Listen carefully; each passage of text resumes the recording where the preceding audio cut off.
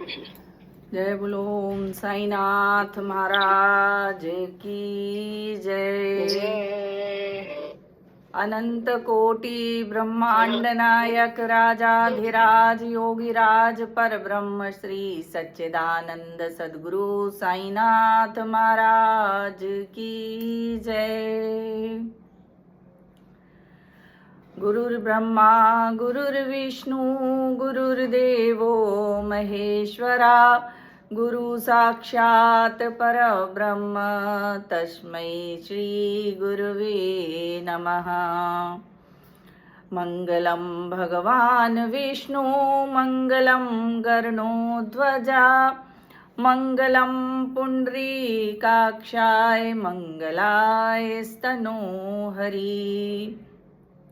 कर्पूरगौरं करुणावतारं संसारसारं भुजगेन्द्रहारं सदा वसन्तं हृदिहारविन्दे भवं भवानी सहितं नमामि। या कुन्देन्दुतुषारहारधवला या शुभ्रवस्त्राव्रता या वीणावरदण्डमण्डितकरा या श्वेतपद्मासना या ब्रह्माच्युतशङ्करप्रभृतिभिर्देवैः सदा वन्दिता सा मां पातु सरस्वती भगवती निःशेषजाड्यापहा। बोलो साईनाथ महाराज की जय। सभी को ओम साई राम। आज की कथा जो हम स्टार्ट कर रहे हैं तो इसका जो शीर्षक है वो है अपूर्व योग सामर्थ्य। साई में एक स्पेशल टाइप की योग सामर्थ्य थी, मतलब एक अलग तरह का था। उसके बारे में थोड़ी चर्चा करेंगे। ये हमारा आज का शीर्षक है। तो बाबा की लीलाएं बहुत सारी हैं। अभी हम ये देखते हैं कि बाबा किस तरह से योग करते थे। बाबा की बहुत सारी योगिक क्रियाएं वो करते थे, जिनमें बाबा क्या करते थे। एक तो है खंड योग, जिसमें वो करते थे कि कई बार कई लोगों ने ऐसा देखा कि बाबा के जो द्वारका माई थी वहाँ पर कोई एक व्यक्ति थे गांव के, उनको कुछ काम था बाबा से, तो वो दिन में गए और वहाँ पर उन्होंने देखा तो बाबा के शरीर के कई टुकड़े पड़े हुए थे। तो वो देख के घबरा गए और घबरा के और फिर वो लौट गए जल्दी से और उन्होंने सोचा कि गांव वालों को मैं ये सूचना दे देता हूँ। पर वो उनके मन में ये आया कि यदि मैं सूचना देने जाऊँगा तो सबसे पहले जो देखता है वही फंसता है, तो कहीं ऐसा ना हो कि मैं ही फंस जाऊँ। और मुझे तो ऐसा लगता है कि किसी ने बाबा का कत्ल कर दिया है, इसलिए उनके टुकड़े इधर उधर पड़े हुए हैं। इस तरीके से वो घबरा गया और घबरा के चुपचाप अपने घर चला गया। उसने कुछ भी नहीं किसी को बताया और चुप होके अपने घर में बैठ गया। लेकिन जब वो अगले ही दिन आता है तो आकर के वो देखता है कि बाबा तो बिल्कुल स्वस्थ हैं, अच्छे हैं और बढ़िया अपने घूम फिर रहे हैं। तो वो उसको आश्चर्य हो जाता है कि ऐसा क्या था, मैंने क्या देखा, और उस दिन मेरा स्वप्न था क्या था, बाबा को तो मैंने इस तरह से देखा। फिर लोगों ने जब उस बाबा को एक दो बार और भी लोगों ने देखा, तब लोगों को उनकी योग सामर्थ्य का पता लगा। ये जो है ये एक विशेष तरह का योग होता है जिसको खंड योग बोलते हैं। इसमें शरीर के अलग अलग टुकड़े करके रख दिए जाते हैं, फिर बाद में उनको जोड़ के एक जैसा बन जाता है। तो ये हर एक कोई नहीं कर सकता। ये पहुंचा हुआ जो व्यक्ति होता है, जो पहुंचे हुए संत होते हैं, फकीर होते हैं, ये उन्हीं में ये सामर्थ्य होती है। इसी तरह की जो योग सामर्थ्य से बाबा में ये थी। और एक बाबा क्या करते थे कि एक वो उनका एक बहुत ऐसी एक लीला है कि एक बार वो कहीं गांव के बाहर जो लैंडी बाग था वहाँ पर जाते हैं। तो वहाँ पर उन्होंने देखा कि लोगों ने देखा कि वहाँ पर एक पेड़ था। उस पेड़ पर बाबा ने अपनी आंतें निकाली और आंतें निकाल करके उन्होंने एक वृक्ष पर टांग दी। और उसके बाद उन्होंने उसको अच्छे से साफ किया आंतों को, और साफ करके धो के और उसके बाद उसको सूखने के लिए रख दिया। तो ये सब जब लोगों ने देखा तो लोग बहुत पहले तो डर भी गए और आश्चर्यचकित हो गए कि ये सब कैसे कोई कर सकता है। तो इस क्रिया को जो नॉर्मल जो योग में ये क्रिया होती है, हाथों को स्वच्छ करने की जो क्रिया होती है, इसको धौती क्रिया बोलते हैं। इसमें 3 इंच चौड़े और लगभग 12.5 इंच लंबे जो एक कपड़ा होता है, उसको गले के द्वारा अंदर डाला जाता है और फिर वो उसको पेट में रखा जाता है काफ़ी समय तक, आधा पौन घंटे तक। उसके बाद वो धीरे धीरे वो सब सोख लेता है अंदर का और आंतें साफ हो जाती हैं। इस तरह से योग में जो नॉर्मली ये क्रियाएं कराई जाती हैं, परंतु बाबा की जो ये क्रिया थी ये तो एकदम ही अलग थी, अलग टाइप की ये जो क्रिया थी। इसमें तो आपको कुछ करना नहीं, कपड़े का कोई यूज नहीं था, वो तो सीधे उसको निकालते थे और निकाल के उसको किसी वृक्ष पर धो के सुखाने के लिए रख देते थे। तो ये जो सामर्थ्य थी बाबा की, ये तो बहुत ही अलग थी। और इसके लिए बाबा का ये बोला जाता है कि बाबा एक परब्रह्म थे, उनमें ये सामर्थ्य थी कि वो ये कर पाते थे। एक सामान्य जो संत या फकीर होंगे वो नॉर्मल योग करेंगे और ये नहीं कर सकते हैं। तो बाबा में ये कई सारी चीज़ें थी। एक तो योग की सामर्थ्य थी जिसका हमने ये टॉपिक लिया है, इसी से रिलेटेड है। बाबा की कुछ कुछ प्रकृति है कि बाबा क्या क्या करते थे। उसमें बाबा का एक चिकित्सकीय ज्ञान भी है कि बाबा बहुत बड़े चिकित्सक भी थे। जब वो शिरडी में आए थे तो उस समय भी उनको चिकित्सा की नॉलेज थी, मतलब नॉलेज तो उनको थी ही पहले से, परंतु वो उनका धीरे धीरे उनका प्रभाव होता चला गया। शुरू शुरू में तो लोगों को इतना ज्ञान नहीं था, फिर जब उन्होंने लोगों की समस्याओं को हल करना चालू किया तब लोगों का विश्वास उन पर बन गया और लोगों की बीमारियां ठीक होने लगी। और इसमें कई 1-2 घटनाएं हैं, ये 1-2 लीलाएं हैं जो बाबा ने की हैं, जिसमें एक सबसे बड़ी है कि एक कोई रोगी था, उसकी आंख में कुछ दिक्कत थी, आंख लाल पड़ जाती थी और उससे पानी निकलता था और एकदम उसको बहुत दर्द होता था। तो वो बाबा के पास दिखाने के लिए आया। तो बाबा ने उसकी आंख में ये बोला कि तुम एक भिलावा करके एक पत्ता होता है, तो उस भिलावा को पीसो और पीस के उसको एक दूसरे पत्ते पे रख के और उसको आंख में बांध दो और उसको बांधने के बाद तुम्हारी आंख सही हो जाएगी। जब उसने ये काम किया तो उसकी आंख अगले दिन थोड़ी कम और दूसरे दिन उसकी सूजन एकदम खत्म हो गई और बिल्कुल आंख लाल थी, वो लाल बिल्कुल खत्म होके एकदम सही आंख हो गई। तो ये नॉर्मल यदि कोई भी वैद्य होता तो इसको भिलावा जो होता है, एक जंगली पत्ता होता है, उसको यदि नॉर्मल कोई उसमें जहर टाइप का होता है, यदि आप उसको लगा लो तो उससे आंख की रोशनी भी जा सकती है। लेकिन बाबा का जो तरीका था, जो उनका करने का था, वो उनका अलग ही था। उसको आप ये नहीं कह सकते हो कि ये कोई दूसरा व्यक्ति उसको देख के यदि कर लेगा तो उसको फायदा हो जाएगा, ऐसा नहीं है। वो तो केवल उनकी हाथ में ही ऐसा जस था, मतलब बाबा में ही ये शक्ति थी कि वही कर सकते थे। यदि भिलावा को हम नॉर्मल कोई भी इंसान उसको पीस के लगा लेगा तो उसकी आंख खराब हो जाएगी, लेकिन उनमें इतनी सामर्थ्य थी कि उन्होंने उसको दिया और उसको लगवाया तो वो बिल्कुल उसकी आंख सही हो गई। और इसी तरह से उनका एक लीला थी, एक उनकी है कि एक खापरडे थे उनकी खापरडे का बेटा था। उसको क्या होता है, प्लेग, उस समय प्लेग बहुत फैला हुआ था, तो प्लेग की गिल्टी निकल आई थी उसके। तो बाबा ने क्या किया, वो जो खापरडे की जो बच्चा था और माँ दोनों आए और आके ये बाबा को बोलने लगे, वो बहुत रोने लगी है, बोलने लगी मेरे बेटे को प्लेग हो गया है और उसके यहाँ पर गिल्टियाँ निकल आई हैं, मैं तो बहुत घबरा रही हूँ, क्या करूँ। तो बाबा के चरणों में गिर पड़ी।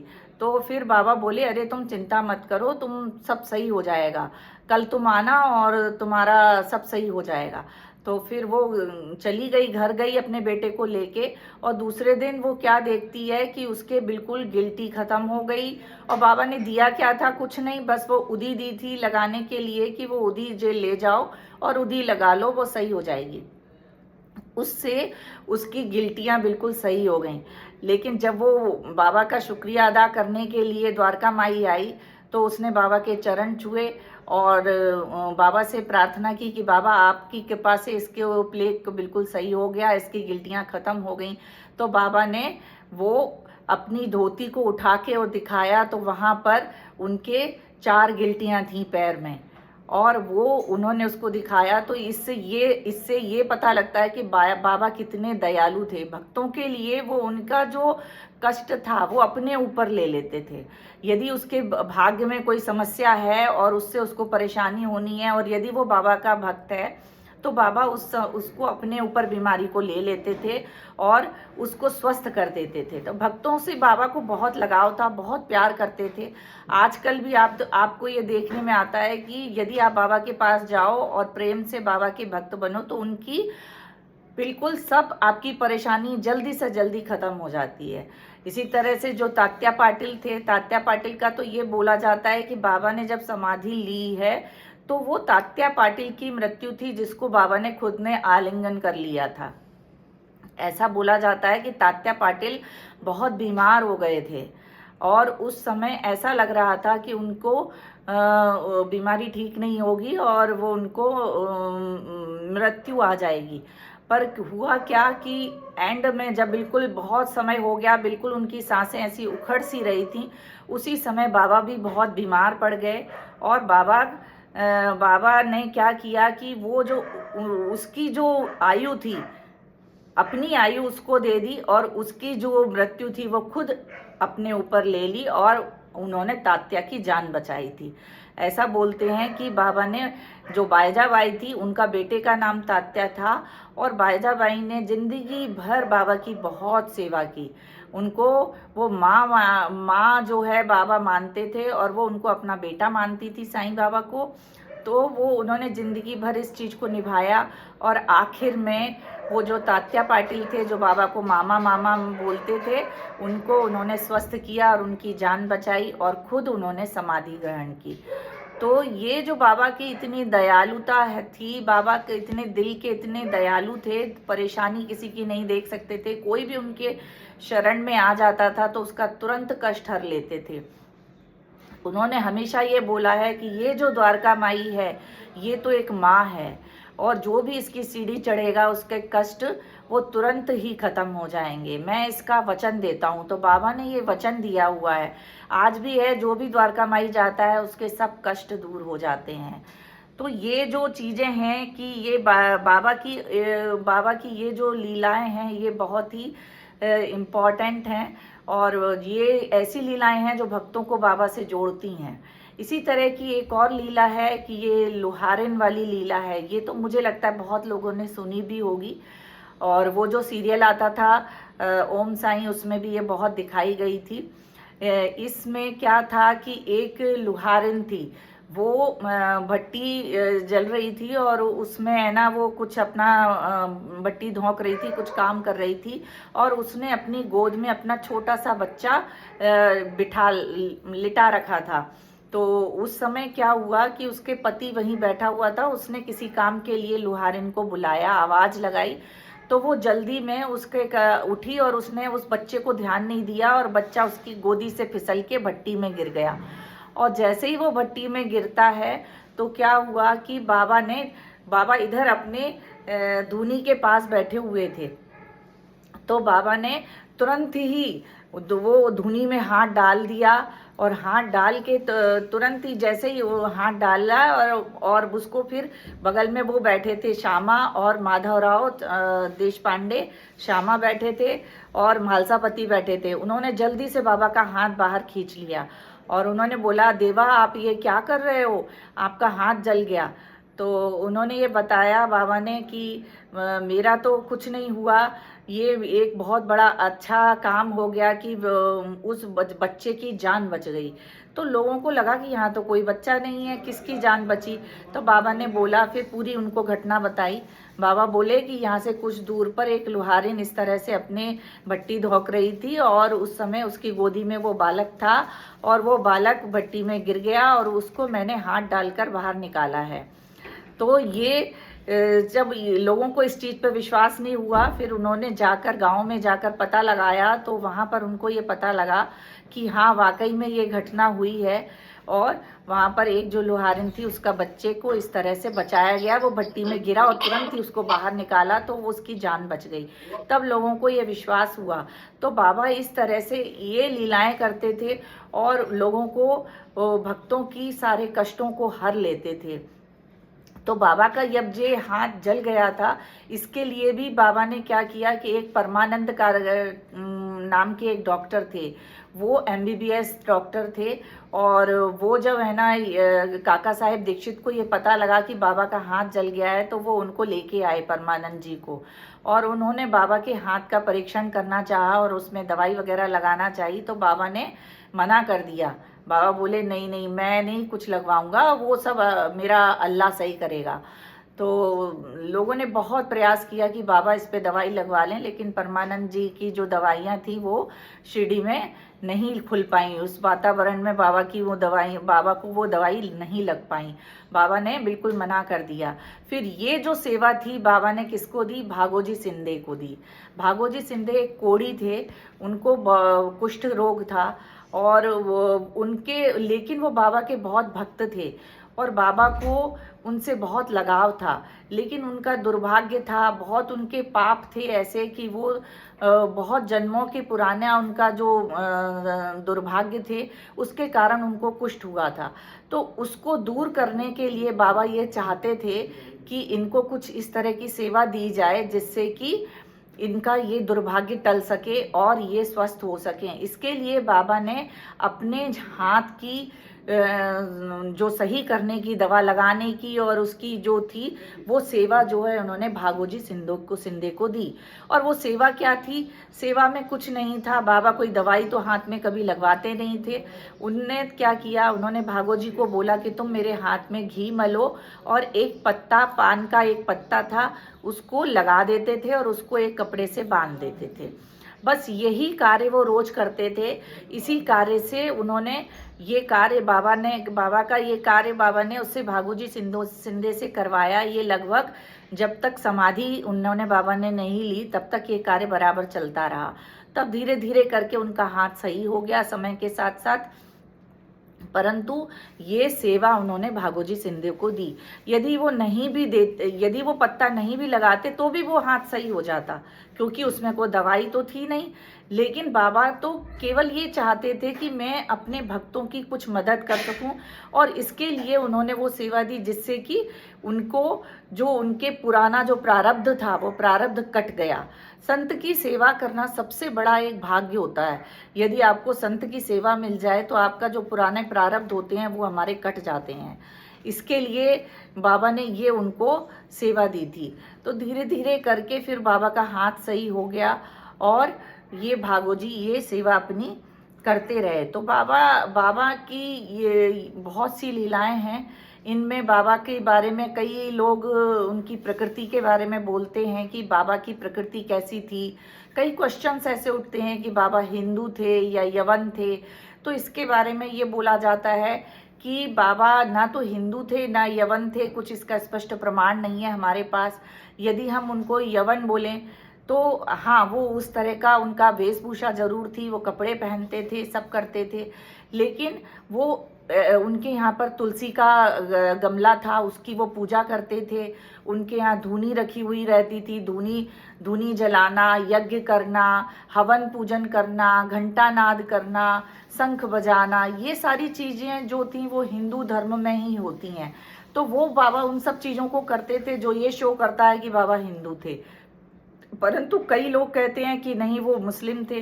तो उसके पीछे ही कुछ नहीं, बस उनकी वेशभूषा थी या कुछ और, उनका जैसे वो अल्लाह मालिक बोलते थे। तो ये सब जो चीज़ें थी वो ये बताती हैं कि वो मुस्लिम थे। लेकिन आज तक ये प्रमाण नहीं मिल पाया, ठोस सबूत नहीं मिल पाया कि वो हिंदू थे या मुस्लिम थे। इसके लिए विवाद करने की कोई ज़रूरत नहीं है, क्योंकि जो परब्रह्म होता है उसकी कोई जाति नहीं होती है। वो तो एक अलग ही है, उसमें तो सारी शक्तियां निवास करती हैं। हिंदू मुस्लिम धर्म तो हमने बनाए हैं अपने आप ही। बाबा के जरिए तो ये कुछ भी नहीं बने हैं। बाबा तो सबको एक ही बोलते थे, सबका मालिक एक। तो ये जो बोला जाता है कि वो हिंदू हैं, वो मुस्लिम हैं, तो ये सब हमारे मन की सोच है। जो लोग हिंदू हैं वो अपना हिंदू बनाते हैं, जो मुस्लिम है वो मुस्लिम बनाने लगते हैं, लेकिन है ऐसा कुछ भी नहीं।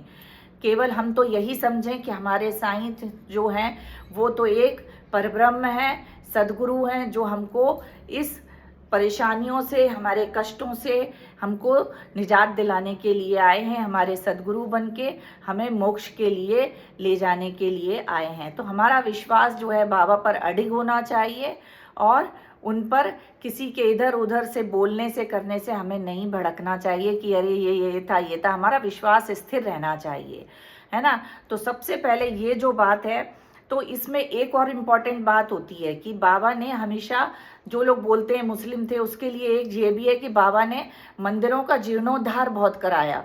जैसे वहाँ पर शिरडी में शनि का मंदिर, हनुमान जी का मंदिर, राम जी का मंदिर, शिव मंदिर, कई मंदिर थे, और बाबा ने नवग्रह मंदिर, ऐसे कई मंदिर थे, और बाबा ने हर मंदिरों का जीर्णोद्धार कराया। काका साहिब दीक्षित को उन्होंने बोला, उनके जरिए उन्होंने वहाँ पर काम कराया, नाना साहिब चांदोरकर ने काम कराए वहाँ पर, और बाबा के जरिए वहाँ पर स्थापना हुई, फिर से दोबारा से वहाँ पर पूजा पाठ होता था।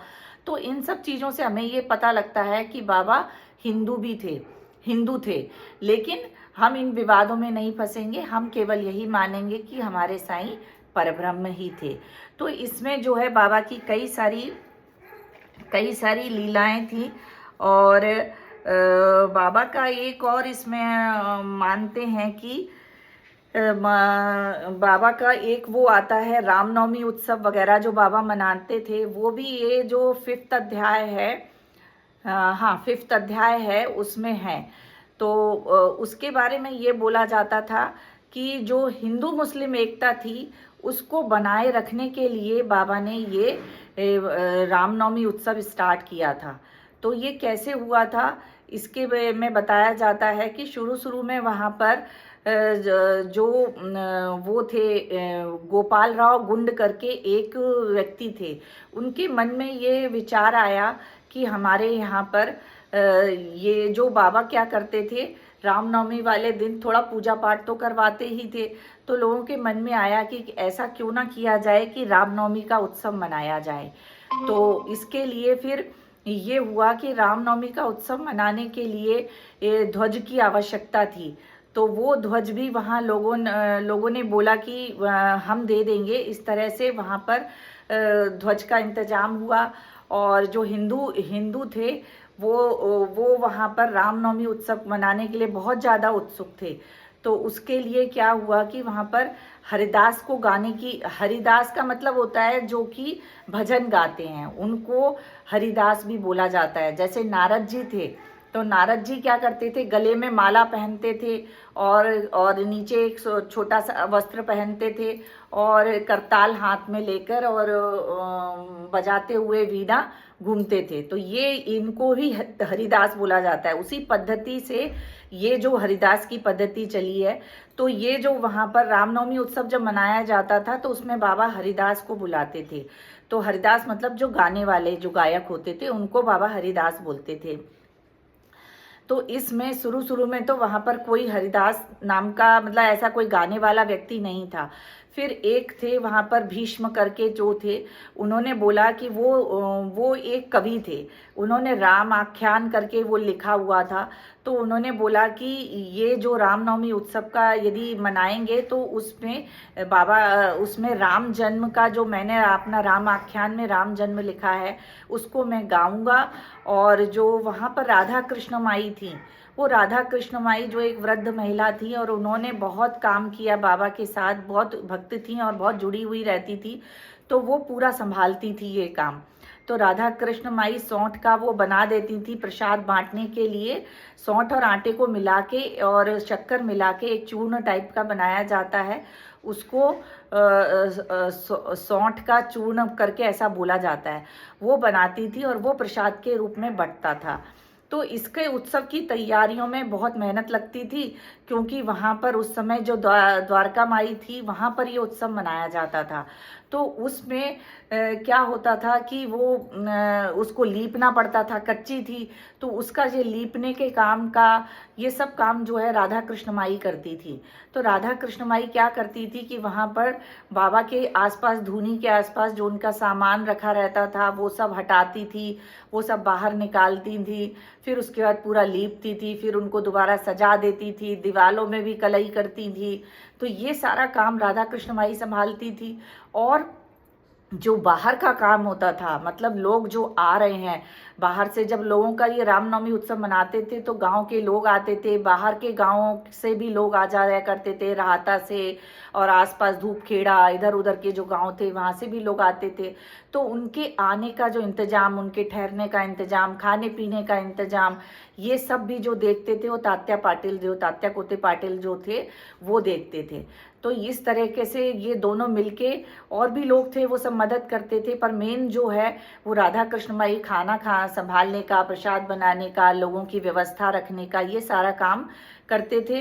और तात्या पाटिल पूरा बाहर का इंतजाम सब देखते थे। इस तरह से वो रामनवमी उत्सव की व्यवस्था की जाती थी और रामनवमी उत्सव को मनाया जाता था। इस रामनवमी उत्सव के साथ ही साथ क्या हुआ था कि जब ये मनाया जाता था तो हिंदू लोग जो थे वो बहुत खुशी खुशी वहाँ पर राम जी का वो ऐसे फोटो जैसी लेके और जाते थे, और खूब ढोल मंजीरा बजते थे और खूब एक उत्सव जैसा निकालते थे। और वो उत्सव कहाँ, द्वारका माई से शुरू होता था और शुरू होके पूरे गांव में घूमता था, और उसके बाद फिर आता था और फिर वहीं पर बाबा जहाँ बैठते थे द्वारका माई पर, वहाँ पर आकर समाप्त हो जाता था। और इसमें बड़े बड़े लंबे लंबे ध्वज जो है वो भी लेके लोग चलते थे। तो 2 ध्वज थे जिनमें कि राम राम राम लिखा हुआ रहता था, और वो बहुत सुंदर ध्वज होते थे। तो वो ढोल नगाड़ों के साथ साथ उन ध्वजों को लेकर के लोग चलते थे, और फिर उन ध्वजों को आकर के जो द्वारका माई थी, द्वारका माई के दोनों कोनों पर फहरा दिया जाता था। इस तरीके से ये रामनवमी उत्सव मनाया जाता था। तो जब ये रामनवमी उत्सव मनाया जाने लगा तो इसके कुछ सालों के बाद फिर मुस्लिम जो थे, अमीर शक्कर करके एक व्यक्ति थे, वो उनको लगा कि जब रामनवमी उत्सव मनाया जाता है तो हमारा मुस्लिमों का भी उर्स भी मनाया जाए। उर्स जो होता है ये मुस्लिमों का बहुत अच्छा त्यौहार मानते हैं। तो इसमें क्या किया जाता है, इसमें भी ये जो लोबान जलाते हैं, तो जो पहुँचे हुए संत और फकीर होते हैं मुस्लिमों में, उनके स्वागत में लोबान जलाया जाता है, और चंदन जो होता है उस चंदन को घिसा जाता है, और उसको घिस के खूब सारी थालियों में भर के ले जाया जाता है। और लोबान और धूप को फिर वही वो पूरे जुलूस सा बना के और उसको पूरे गांव में घूमते थे। और जैसे जैसे वो घूम के और आते थे और आकर के वो द्वारका माई में बाबा के पास में वो जुलूस समाप्त होता था, और वहाँ पर वो जो लोबान था वो पूरे वहाँ पर उसमें छिड़क दिया जाता था, और मतलब जला दिया जाता था द्वारका माई में, और चंदन की जो थालियों में भरा रहता था वो द्वारका माई की दीवारों पर छिड़क दिया जाता था। इस तरीके से ये उर्स का त्यौहार भी मनाया जाता था। इस तरीके से धीरे धीरे एक साथ ही द्वारका माई में ये दोनों त्यौहार मनाए जाने लगे शिरडी में, उर्स और रामनवमी। तो ये जो उर्स और रामनवमी का त्यौहार दोनों एक साथ मनाया जाने लगा, तो ये बाबा की मतलब बाबा ने इसकी परमिशन क्यों दी? क्योंकि बाबा ये चाहते थे कि दोनों धर्म के लोग, बाबा को दोनों धर्म के लोग मानते थे, हिंदू भी बहुत मानते थे, मुस्लिम भी लोग बहुत मानते थे। आज भी ऐसा है, सभी मानते हैं बाबा के। यहाँ पर आप जाओगे शिरडी में तो आपको मुस्लिम भी मिलेंगे और हिंदू भी मिलेंगे। तो ये बाबा की ये थी कि लोग आपस में लड़े ना, इसका क्योंकि उनका जो अवतार था वो अवतार ही उनका इसीलिए हुआ था। उस समय क्या था, जिस समय बाबा का ये अवतार हुआ है उस समय हिंदू मुस्लिम में आपस में बहुत भेदभाव था, बहुत लड़ाइयाँ छिड़ी हुई थी। उस लड़ाइयों को और उन भेदभाव को ख़त्म करने के लिए ही बाबा का अवतार हुआ था। तो बाबा का शुरू से ही उनका जो मतलब बाबा का सबसे ज़्यादा जो ध्यान था वो इसी तरफ था कि हिंदू मुस्लिम एकता कराई जाए। तो इसीलिए उन्होंने उर्स और रामनवमी का त्यौहार मनाया था। और बाबा राम जी के बहुत भक्त थे, और राम इसीलिए वो हमेशा बोलते थे राम राम भला करेगा, राम भला करेगा, राम जी। तो वो बाबा राम को भी बहुत मानते थे, और अल्लाह भी बोलते थे, अल्लाह मालिक, है ना। तो ये दोनों बोलते थे। लेकिन इन सब चीज़ों से यही पता लगता है कि बाबा दोनों धर्मों को मानते थे, और वो यही बताना चाहते थे कि हिंदू मुस्लिम एक ही है। तो यही इसी चीज़ को ध्यान में रख के उन्होंने ये दोनों त्यौहार चालू कराए थे, उर्स और रामनवमी। तो जब ये उर्स और रामनवमी का त्यौहार एक साथ चलने लगा तो सारे हिंदू और मुस्लिम एक साथ जाते थे, एक साथ ढोल नगाड़े बजते हुए जाते थे। एक साथ ये त्यौहार जब मनता था तो उसमें धीरे धीरे लोगों में प्रेम होने लगा आपस में। मतलब बाहर के गांव के भी बहुत लोग आने लगे। लगभग 70,000 75,000 लोगों की ये संख्या हो जाती थी। समझो उस समय शिरडी कितना छोटा गांव था, उस समय इतनी सुविधाएं भी नहीं थी, तब जाके गांव में इतने सारे लोग आ जाते थे। और ये बाबा का ही प्रताप था, उन्हीं का मतलब बाबा की कृपा थी कि इतने लोगों के आने के बाद भी वहाँ पर कभी कोई बीमारी नहीं फैली, कभी कोई झगड़ा नहीं हुआ, कहीं कोई दिक्कतें नहीं आई। लोग आराम से आते थे और त्यौहार मनाते थे और खाने पीने का किसी चीज़ की कोई दिक्कत नहीं होती थी, सारी व्यवस्थाएं हो जाती थी। सबसे ज़्यादा बस वहाँ पर थोड़ी दिक्कत होती थी मतलब पानी की, क्योंकि शिरडी में जल का अभाव था। तो ये भी बाबा की एक कृपा ही थी, बाबा की एक अद्भुत सामर्थ्य थी। बाबा ने क्या किया था कि वहाँ पर गांव में शिरडी में केवल 2 ही कुएं थे, तो एक का जल मीठा था और एक का जल खारा था। तो जिसका जल मीठा था वो तो उपयोग हो ही जाता था, लेकिन जो मीठा खारा जल था उसको बाबा ने अपने हाथों से फूल डाले थे उसमें, और फूल डाल के और वहाँ पर उसको मीठा बना दिया था। तो ये बाबा की एक सामर्थ्य थी कि वो पानी जो था, जल था, वो मीठा हो गया था। फिर लेकिन 2 कुओं का जल भी पर्याप्त नहीं होता था, क्योंकि इतने सारे लोग जब आते थे, क्योंकि उस समय ये ऐसे नल तो थे नहीं कि कहीं पे पाइपलाइन डली है, ये तो सुविधा नहीं थी, अंग्रेजों का जमाना था और उस समय केवल कुएं ही थे साधन पानी के लिए। तो फिर वहाँ पर जो तात्या कोते पाटिल थे, काका साहेब दीक्षित थे, नाना भाई चंदोरकर थे, इन लोगों ने सबने मिलकर वहाँ पर बाहर से पानी लाने की सोची। तो बाहर जो गांव थे वहाँ से वो जाते थे और भर भर कर एक ऐसी बैलगाड़ियाँ बनाई जाती थी, उसमें बांस और पत्ते वगैरह भरते के और व्यवस्था करके और उसमें वो लोग पानी भर भर के लेके आते थे।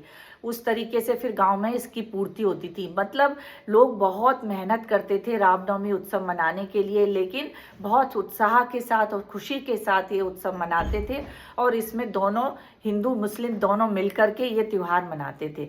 कभी ऐसा नहीं होता था कि कभी लड़ाइयाँ हुई हों। आजकल कभी ये छोटा सा भी कोई प्रोग्राम होगा तो उसमें आपस में लड़ाइयाँ हो जाती हैं, जरा से में भी, लेकिन उस समय बाबा का ही इतना प्रभाव था कि कभी कोई लड़ाई झगड़ा नहीं हुआ। तो ये जो बाबा की ये जो सारी चीज़ें थी, इसमें बाबा ने क्या किया था कि उस समय केवल ये रामनवमी उत्सव ये ढोल नगाड़े वगैरह के साथ ही मनाया जाता था, परंतु राम जन्म नहीं मनाया जाता था। तो ये राम जन्म जो मनाया जाने की शुरुआत जो है, इसका विचार भी गोपाल राव गुंड के मन में ही आया था। उन्होंने बोला कि जब हम रामनवमी उत्सव मनाते ही हैं तो राम जन्म भी मनाया जाए। तो इसके लिए उन्होंने बाबा को प्रार्थना की। वो बाबा के पास गए और उन्होंने बाबा से बोला कि बाबा, हम लोग रामनवमी उत्सव तो मनाते ही हैं, तो हम राम जन्म भी करना चाहते हैं। तो बाबा ने आज्ञा दे दी। बाबा बोले ठीक है, जाओ करो। तो कुछ समय के बाद तैयारियां चालू हो गई, क्योंकि रामनवमी आने वाली थी। तो उस समय के लिए ये हुआ कि राम जन्म जब मनाया जाएगा तो वहाँ पर जो राधा कृष्ण माई थी और उन्होंने बोला कि एक पालना लेके आते हैं। तो वो एक पालना लेके आई थी और वो पालना रख दिया और पालने में वहाँ पर पूरी व्यवस्था हो गई। उन्होंने प्रसाद बना लिया और सारा उत्सव हो गया। उत्सव होने के बाद सब आए और सब जैसे ही आए तो वैसे ही वहाँ पर गुलाल की वर्षा होने लगी। लोग होते ना, आज भी हम लोग करते हैं कि जब मूर्तियाँ लेके आते हैं, गणपति की मूर्ति, माता की मूर्ति लेके आते हैं, कहीं भी विसर्जन करने जाते हैं तो गुलाल छिड़कते हैं। तो ऐसे ही जब शुभ होता है, शुभ में गुलाल छिड़का जाता है। तो वहाँ पर जब ये राम जन्म मनाया जा रहा था तो गुलाल की वर्षा की जा रही थी। जब खूब गुलाल जब ऐसे किया गया तो क्या हुआ कि गुलाल के कुछ कण थे वो बाबा की आंख में पड़ गए, और बाबा के आंख में पड़ते ही वो बहुत जोर से क्रोधित हो गए और जोर जोर से चिल्लाने लगे, डांटने लगे लोगों को। तो लोग सभी घबरा गए और वो उत्सव तो हो नहीं पाया और सब डर के मारे चुपचाप बैठ गए। तो वहाँ पर जो पालना रखा था, वो पालने में भी ये डर था कि कहीं ऐसा ना हो कि बाबा ये गुस्से में पालना भी तोड़ दें।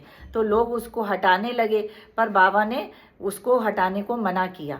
फिर धीरे धीरे करते हुए बाबा का गुस्सा शांत हो गया और शांत होने के बाद फिर वहाँ पर राम जन्म के लिए वो जो भीष्म का राम आख्यान था वो राम आख्यान किया गया।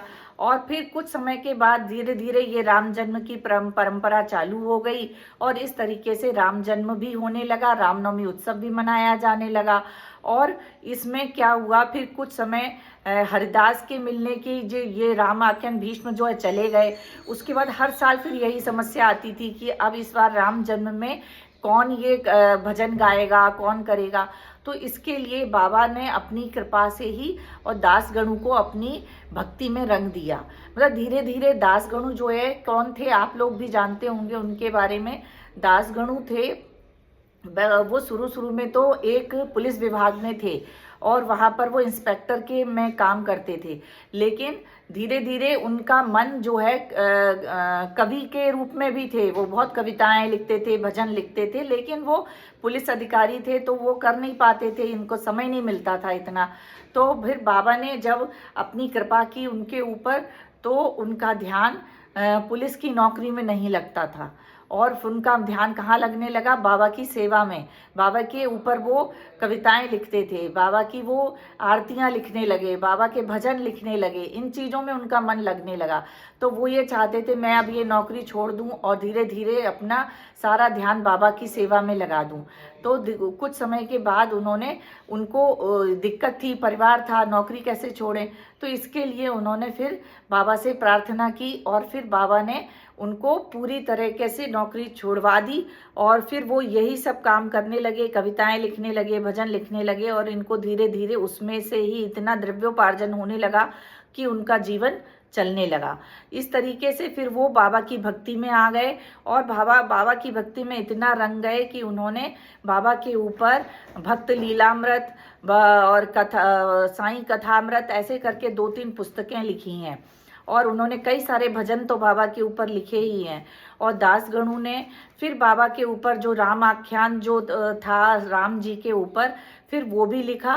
और फिर वो जब भी राम जन्म होता था तो दासगणु आते थे और दासगणु इस रामनवमी के उत्सव में पूरा सहयोग करते थे और वो भजन गाते थे और राम आख्यान सुनाते थे।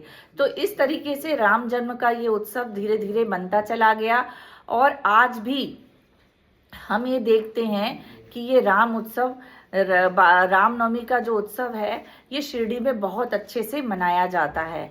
आज कभी अब ये आपको यदि मौका मिले तो आप ज़रूर जाइएगा रामनवमी उत्सव देखने के लिए। शिरडी में बहुत स्पेशल तरीके से मनाया जाता है।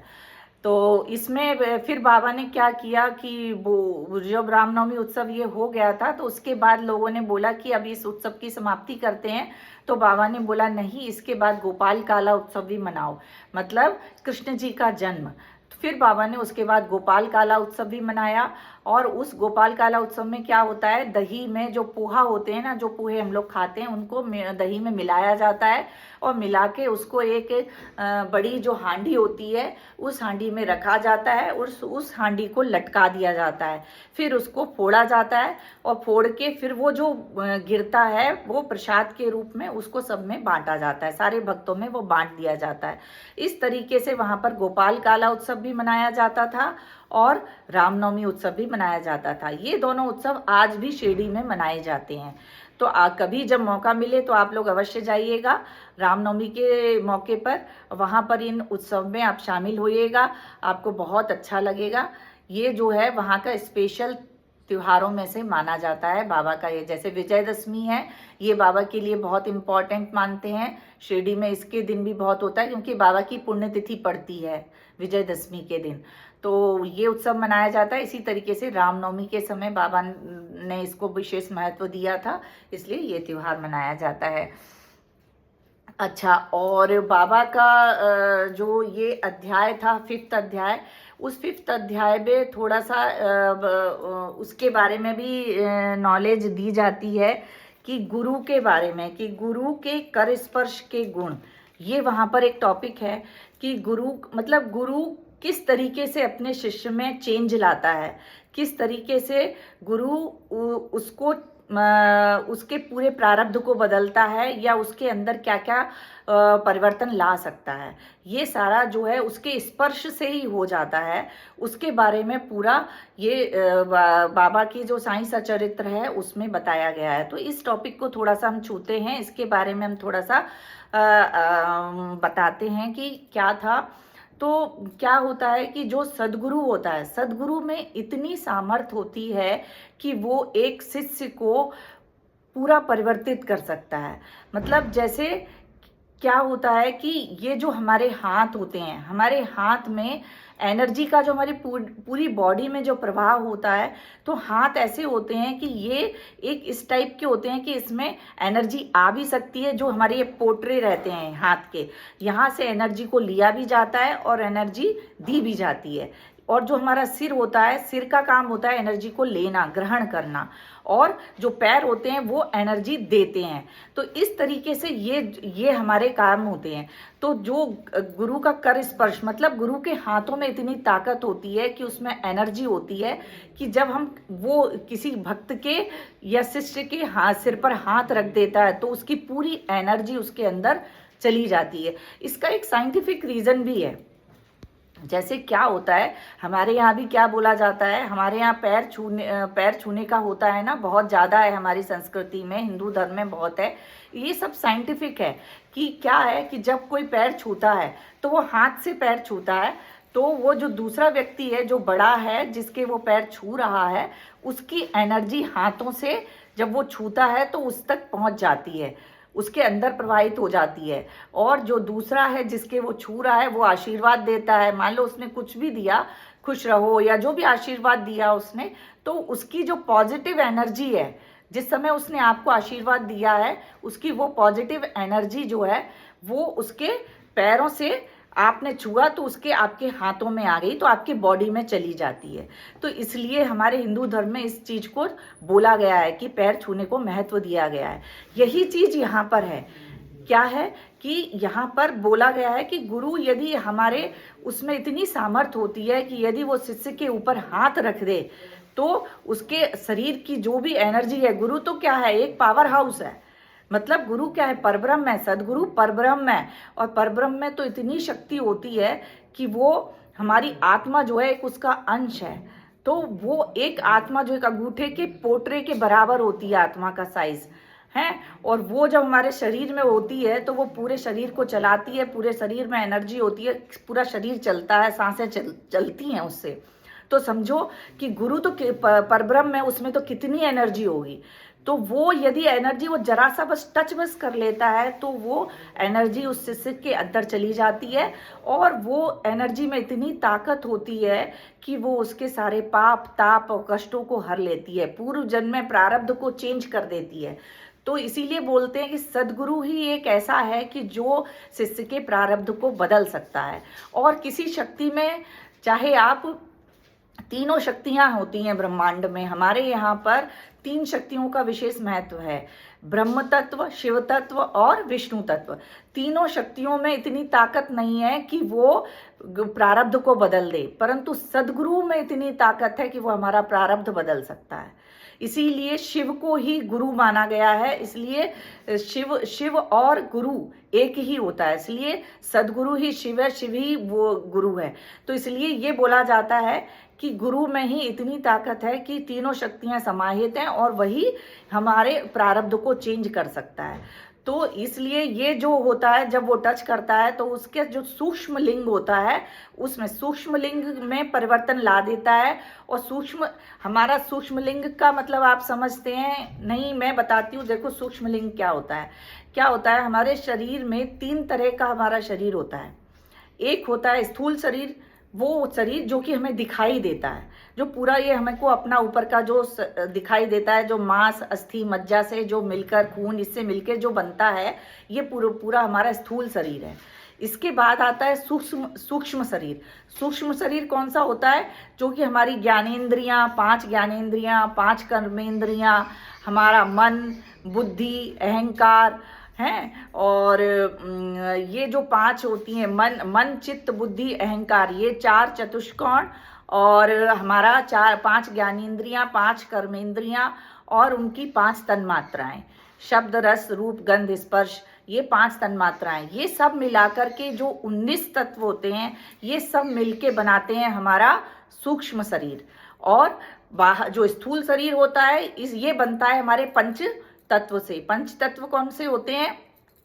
पंच तत्व होते हैं अग्नि तत्व, वायु तत्व, पृथ्वी तत्व, जल तत्व और जल, वायु, अग्नि और आकाश। हाँ, पांचवा आकाश। ये पंच तत्व होते हैं जिनसे हमारा ये स्थूल शरीर बनता है। और जो 19 तत्व मैंने बताए उनसे हमारा सूक्ष्म शरीर बनता है। और तीसरा है कारण शरीर, जो हमारा बनता है अहंकार से। अहंकार मतलब हमारा स्वभाव से, जो हमारा स्वभाव है। हमारा स्वभाव किससे बनता है? जो 19 तत्व हैं, जिस चीज को स्वीकार कर लेते हैं तो फिर वो हमारा स्वभाव बनता है। और स्वभाव बनता है 3 चीजों से। 3 गुण होते हैं, सतगुण, रजोगुण और तजोगुण। ये तीनों गुणों से मिलके स्वभाव बनता है, जिसमें जिस गुण की प्रधानता होती है वो वाला बन जाता है। जैसे किसी में यदि सतोगुण अधिक है तो वो फिर सात्विक प्रकृति का होगा, है ना, वो पूजा पाठी आध्यात्मिक इस टाइप का होगा। और जिसमें रजोगुण ज़्यादा होगा वो किस टाइप का होगा? उसको शौक शान वाला होगा, ये सब भौतिक चीज़ों का उसको शौक होगा, गाड़ी घूमना, फिरना, फिल्में देखना, अच्छा तैयार होना, ये सब चीज़ें जो होती हैं ये हमारी किस में मानी जाती है? रजोगुणी है, वो व्यक्ति रजोगुणी है।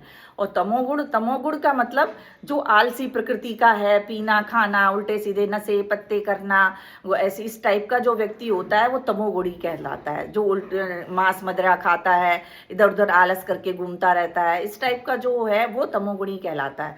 तो ये जो तीनों गुण होते हैं, जिसमें वैसे तीनों गुण हर किसी में होते हैं, लेकिन जिसमें प्रधानता होती है वो हमारा स्वभाव निर्धारित करता है। यदि किसी में सतोगुण की प्रधानता है तो वो सात्विक प्रकृति का होगा।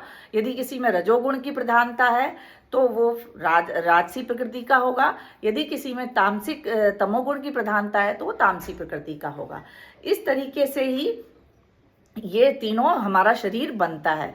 तो इसी तरीके से जब गुरु किसी को छूता है, किसी को स्पर्श करता है, अपने हाथ से यदि स्पर्श करता है तो उसके वो सूक्ष्म लिंग को परिवर्तित कर देता है। सूक्ष्म लिंग का मतलब कि वो उसके अंदर की सारा जो हमारा सूक्ष्म लिंग कैसा है कि समझो एक जैसे हमारा मोबाइल है, मोबाइल की जो चिप है वो समझो, जो मोबाइल में हमारा जिसमें कि नंबर लिखा रहता है, जिसमें सब कुछ अंदर रहता है, वो है जो सूक्ष्म शरीर है, वो है। जब मरने के बाद जब इंसान मर जाता है तो मरने के बाद क्या होता है? ये स्थूल शरीर यहीं पड़ा रह जाता है, केवल जो सूक्ष्म शरीर है वो पूरा जाता है और कारण शरीर सब साथ में जाते हैं।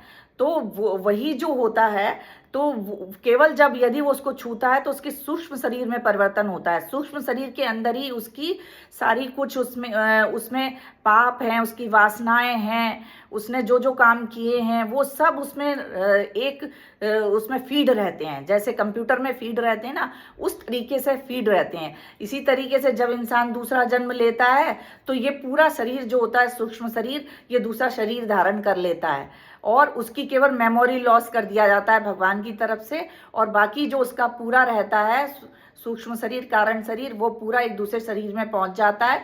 इसीलिए आपने देखा होगा कि कई चीज़ें ऐसी होती हैं जिनको हमें बचपन से ऐसा रहता है कि हमें इस चीज़ का डर है।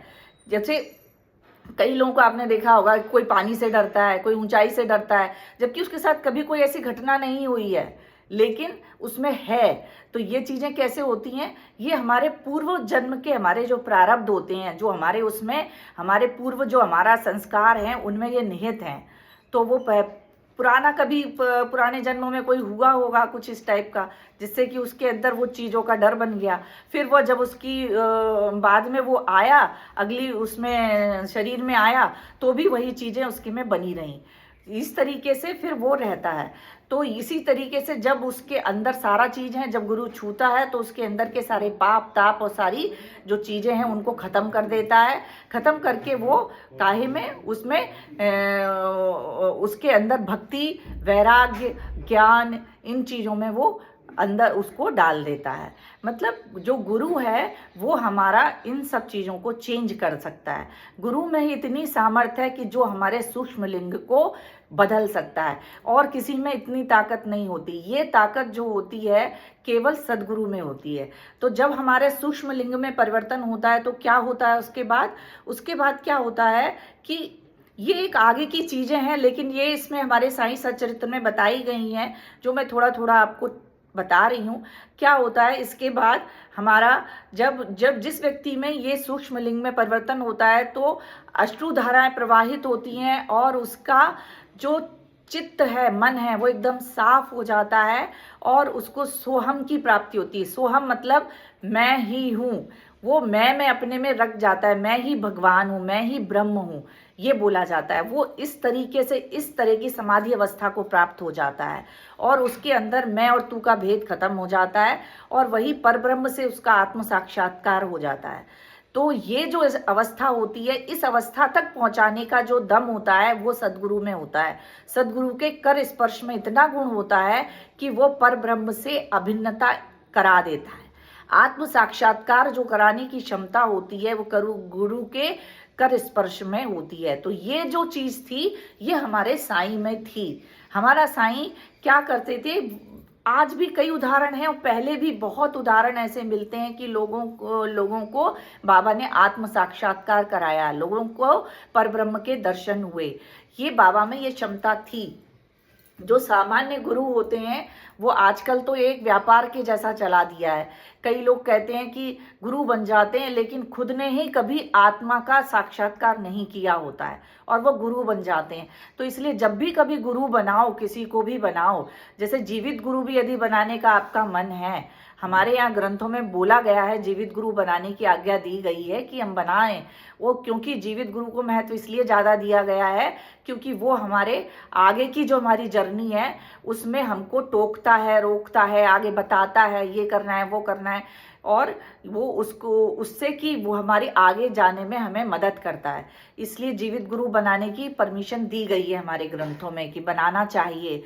लेकिन हमारे साईं को तो हम जीवित ही मानते हैं, और हम यही मानते हैं कि हमारा साईं हमारे साथ, उनका शरीर जरूर चला गया परंतु वो आज भी हमारे साथ हैं।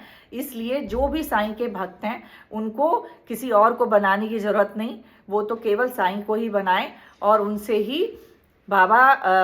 ही अपना ज्ञान और वैराग्य प्राप्त करें, भक्ति प्राप्त करें, और कहीं उनको भटकने की, कहीं जाने की ज़रूरत नहीं है। तो साईं हमारे इस चीज़ के ऊपर भी उन्होंने बहुत ध्यान दिया था कि हम अपने भक्तों को, बाबा हमेशा बोलते थे कि मैं अपने भक्तों को आत्म साक्षात्कार कराने की सामर्थ्य रखता हूँ। ये उन्होंने हमेशा बोला। जो भी बाबा से जुड़े उनको बाबा के, लेकिन उसकी एक शर्त भी उन्होंने बताई थी। वो ये बोलते थे कि वो मेरी आज्ञा के पालन करें, मेरा अनुसरण करें, तो मैं उनको उस लेवल तक पहुंचा दूंगा कि उनको आत्म साक्षात्कार हो जाए। तो बाबा ने इन सब चीज़ों के बारे में भी बताया है। साथ ही बाबा की भक्ति जो करते हैं उनमें कर्म ज्ञान योग और भक्ति का प्रादुर्भाव होता है। तो बाबा ने इन सब चीज़ों में कर्म की तरफ भी बहुत बोला है। कर्मयोग क्या होता है? कर्मयोग का मतलब है कि जो अच्छे काम हम करते हैं, समाज की सेवा करना, ये सब करना, ये कर्मयोग में आता है। थोड़ा मैं अभी बता रही हूँ, जब इनका आगे अध्याय आएंगे तो हम इनमें डीपली अध्ययन करेंगे इनके बारे में। तो कर्मयोग का मतलब जो हम सद काम करते हैं, सत्कर्म करते हैं, वो सब कर्मयोग में आते हैं। और योग और कर्मयोग, भक्ति योग तो बाबा ने विशेष बोला है। भक्ति योग के बारे में बताया है कि भक्ति योग बहुत कंटकीर्ण है, मार्ग है, मतलब बहुत ज़्यादा ऊपर नीचे वाला, गड्ढे वाला, खाइयों वाला मार्ग है। इसमें एक आपको जब चलना है तो बहुत समझ के चलना है, और इसमें सबसे ज़्यादा उन्होंने बोला है गुरु की आवश्यकता है। तो गुरु की आवश्यकता पे बाबा ने बहुत जोर दिया है। जिन्होंने अपना गुरु नहीं बनाया है उनसे भी ये है कि यदि आप जीवित गुरु बनाना चाहते हैं तो भी बनाइए, और यदि नहीं बनाया है तो बाबा को ही अपना गुरु बना लीजिए। इसके लिए कोई स्पेशल करने की भी ज़रूरत नहीं है। आप जब भी गुरु पूर्णिमा पड़ती है, उस गुरु पूर्णिमा के दिन अपने मन से बाबा को अपना गुरु बनाइए और उसके लिए कुछ नहीं है, आप उन पे हार फूल चढ़ाइए, प्रार्थना करिए और बाबा को नहलाइए, उनको वस्त्र पहनाइए और उनका जो मंत्र है, बाबा का मंत्र कोई स्पेशल था नहीं, वो साईं नाम ही है उनका मंत्र, तो साईं नाम का स्मरण करो और अपनी आत्मा से उनको ही मानो, उन्हीं को पूजन करो, उन्हीं का हवन करो, तो बस गुरु हम बना लेते हैं। जो हमारी आत्मा वर्ण करती है जिसको, वही गुरु बन जाता है। इसके लिए कोई स्पेशल करने की जरूरत नहीं कि कोई गुरु दक्षिणा देगा तभी गुरु बनेंगे। जो आपने आत्मा से जिसको स्वीकार कर लिया वही गुरु बन जाता है। तो इसके लिए आप इस तरीके से भी कर सकते हैं। तो बाबा ने ये बोला कि गुरु बनाने पे उन्होंने विशेष महत्व दिया है कि आप गुरु अवश्य ही बनाइए, गुरु के बिना तारण नहीं होता है। तो यदि आपको अपना जीवन के लिए चिंता है, मोक्ष प्राप्त करना है, या आपको लगता है कि हमारा जीवन की में गति हो, तो आप गुरु पर विशेष महत्व दिया गया है, गुरु अवश्य ही बनाइए। और गुरु क्या करता है, गुरु हमको मार्ग में ले जाता है और जो भी गड्ढे खाइयाँ होते हैं उनसे बचाते हुए हमको ले जाएगा, क्योंकि उसने वो मार्ग देखा हुआ है ना। जो आत्मा तक पहुंचना है, मोक्ष तक पहुंचना है, तो उसके लिए कोई ऐसा व्यक्ति भी तो होना चाहिए जिसने देखा हुआ हो। आजकल हम जब अपनी नॉर्मल जीवन में ही देखते हैं कि यदि हमने नहीं देखा है कोई जगह, तो हम अकेले जाने में हमको 10 बार पूछना पड़ता है। तो फिर ये जो मार्ग है, भक्ति मार्ग है या कहें कोई भी मार्ग से हम यदि वहाँ तक मोक्ष तक पहुँचें, तो उसके लिए तो हमें अवश्य ही किसी ऐसे व्यक्ति की जरूरत पड़ेगी जिसने कि वो मार्ग देखा हुआ हो। तो इसलिए गुरु को ही बना लीजिए और वही गुरु ही है, सदगुरु ही है जो हमें हाथ पकड़ के उन सब से गड्ढों से, खाइयों से बचाते हुए आगे तक ले जाता है, मोक्ष तक हमको पहुंचा देता है। तो इन सब चीज़ों पे बाबा ने विशेष ध्यान दिया था और हमको भी इन चीज़ों पे विशेष ध्यान देना है। गुरु को हमको अपने जीवन में लाना है और कुछ नहीं है तो आप साईं को ही अपना गुरु बनाइए। जैसे भी हो सके आप इन सब चीज़ों पर ध्यान दीजिए। और जो है बाबा ने बहुत सारे कई बाबा ने इन चीज़ों पे बताया है, गुरु के बारे में बताया है, और भी कई बाबा की जो लीलाएं थी। कई लोग थे ऐसे जिनको संतान प्राप्त नहीं होती थी, तो बाबा की कृपा से दामू अन्ना नाम के एक व्यक्ति थे जिनको संतान प्राप्त नहीं हो रही थी, उनको बाबा ने संतान प्राप्त कराई थी। तो कई ऐसी बाबा की छोटी छोटी लीलाएं हैं जो हम कर सकते हैं, जो हम सुनते हैं और बाबा से जुड़ जाते हैं। तो ये सब जो अध्याय था, 4th और 5th, नहीं 5th और 6th, ये दोनों अध्याय को मैंने आज की ये जो एपिसोड था या आज का ये जो हमारी कथा थी, इसमें मैंने कंप्लीट करने का प्रयास किया है। इसमें सबसे इम्पॉर्टेंट हमारा रामनवमी उत्सव था जो हिंदू मुस्लिम एकता के ऊपर हमें बताता है, और गुरु का महत्व भी बताया गया है कि गुरु का महत्व हमारे जीवन में क्यों है। तो इन सब चीज़ों के साथ ही हमारा ये अभी जो साईं कथा है वो ख़त्म होती है, समाप्त हो रही, विराम की तरफ जा रही है। तो ये अभी हम 1 मिनट का राम भजन करेंगे, साईं भजन करेंगे, और इसके बाद हम ये साईं कथा को विराम देंगे। ओम साईं नमो नमः, श्री साईं नमो नमः, जय जय साईं नमो नमः, सद्गुरु साईं नमो नमः। ओम साईं नमो नमः, श्री साईं नमो नमः, जय जय साईं नमो नमः, सद्गुरु साईं नमो नमः।